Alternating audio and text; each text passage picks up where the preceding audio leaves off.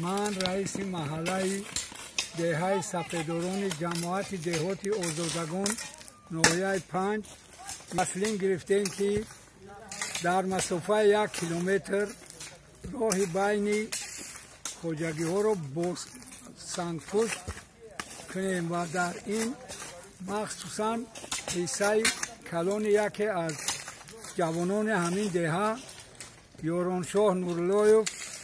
همین را به عهده خود گرفته همین راه را در مسافه 1 کیلومتر سنگپوش کرده ایستاده ایم. در این معرکه امروزه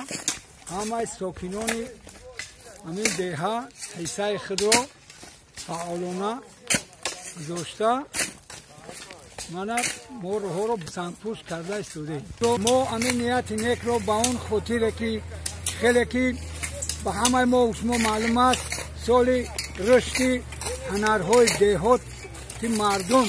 اعلان کرده شده است، به همون خاطر ما همین راه را همین راه را سنگفرش کرده ایستاده.